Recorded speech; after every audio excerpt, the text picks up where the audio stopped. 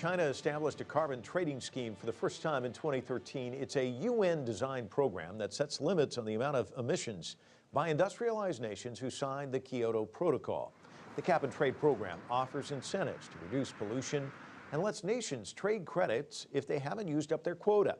Supporters say it's a viable way to tackle greenhouse gas emissions in the fight against climate change. Opponents argue that cap-and-trade does not work as most big polluters have failed to restrict emissions. Joining me now to discuss this, Dirk Forrister, President and CEO of the International Emissions Trading Association. It was created in 1999 to establish an international framework for trading in emission credits. We also have with us Tamra Gilbertson, co-founder of Carbon Trade Watch, an organization that is critical of the process. Dirk, why don't I start with you? I know you're a big fan of this. That's pretty obvious.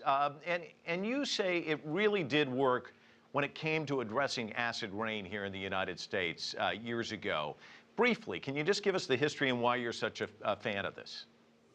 Sure.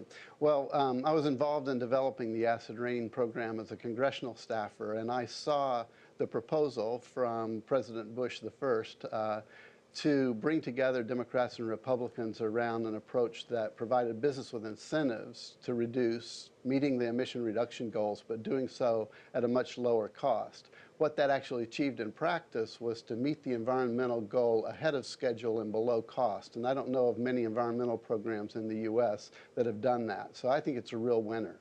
Tamara, he says it's a winner, but you're not convinced. Tell us why. If we look at the history of cap-and-trade and offset programs, including the sulfur trading program in the U.S., they didn't actually reduce emissions.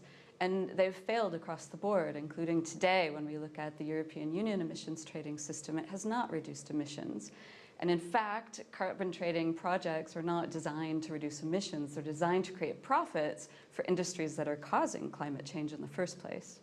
Well, let's talk a little bit more about that, Dirk. She says it's not working, and there are some who believe that there's a way to game the system, too. Is there an effective way to really regulate this and really make sure that it does work? Well, I absolutely think there is, and I think Tamara is wrong on the facts. You can look at the acid rain program, and study after study has documented that it achieved the emission reduction goals set out in the law and actually went beyond those. So it's done a great job of reducing emission and allowing costs to be kept at a very low level.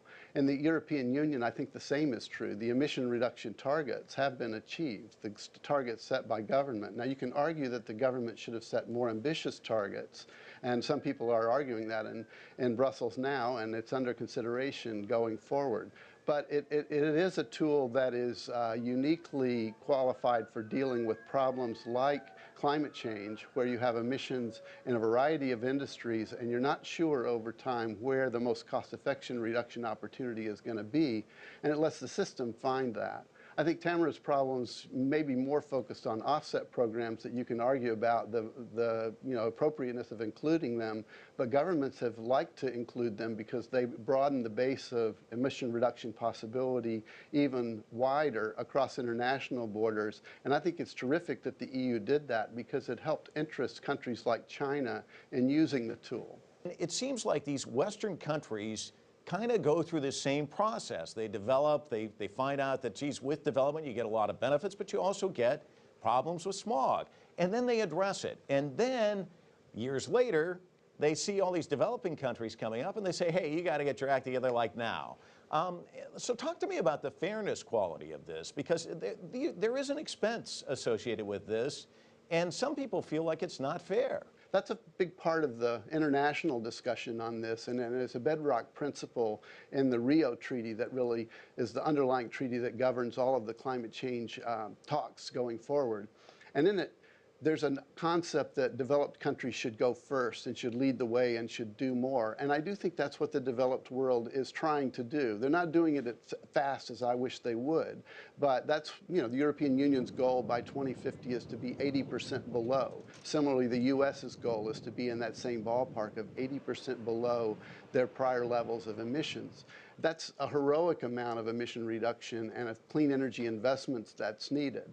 There are provisions there that allow countries like China and Brazil to grow for a while, but also to ultimately do their part. But they don't have to do it necessarily quite at the exact same level as the U.S. and the EU will. Well, Tamra, let me ask you about this scheme. Is it fair?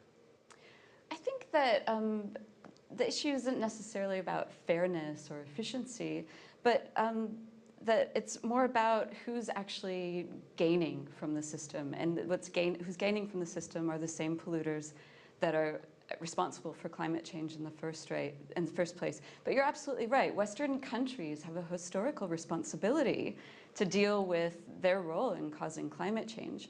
And BRICS countries like China or Brazil, I think it's unfortunate that they're following this example of using carbon trading as a way to deal with climate change or global warming, because it is not going to solve the problems, and we've seen that.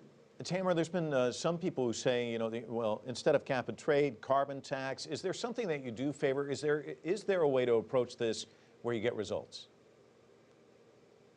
I think taxes or trading is a Trojan horse, because we've seen, for example, Australia, they scrapped their carbon tax program recently because the energy companies were just passing on the cost to the consumers. And this happens as well in cap and trade systems, as it's happened in the European Union emissions trading system, where energy companies have by and large passed on their costs to the consumers. Is there something that's better? Well, I mean, we need a very big system change, and that comes from looking at how we're living in an age of an energy oligarchy, and how it's about control and power. And how these companies have so much control and power over our governments today that it's very difficult to start to see how some of these changes can be done and made. You cannot take something that is a tangible matter and magic it away with an accounting trick like carbon trading. The two are not even related. Well, let me give Dirk a chance to join the conversation on this. Are you part of the energy oligarchy, and is this just a magic trick? Well, I don't think it's a trick by any means. And I think in Tamra's response, I didn't hear a system described that would work any better. You can try to command and control it with a bunch of detailed regulations, but it's going to end up costing a whole lot more. And frankly, I think if you don't give the business community incentives to invest their way out of this, and yes, I think companies need to find ways to make money and employ people through reducing emissions, just like in the past they've made money off of increasing emissions. That's what emissions trading really does, is it turns the tables so that you're incentivized to make progress in reducing emissions in a way that's profitable. I don't think you're going to win the climate issue by trying to make companies go out of business and make basically have no profit motive in it at all. I know that's a tough concept to get across sometimes, but the way we as human beings solve problems the best, whatever the problem, is if there's a way to make money doing it. And I fundamentally think there is a way, and that, you know, as we look at carbon trading over the course of the coming years, it's going to have that attractive feature because it engages business. It creates a role for entrepreneurs to deploy new technology and make money doing so. And I think that's a good thing. That's not tricks. That's good investment strategy. That's creating a good business case for addressing climate change emissions, and I think it's a powerful idea. Dirk, I apologize. We've run out of time. Thank you for joining us from London, and Tamra, thank you so much for joining us from Barcelona. Appreciate your views. Thank you.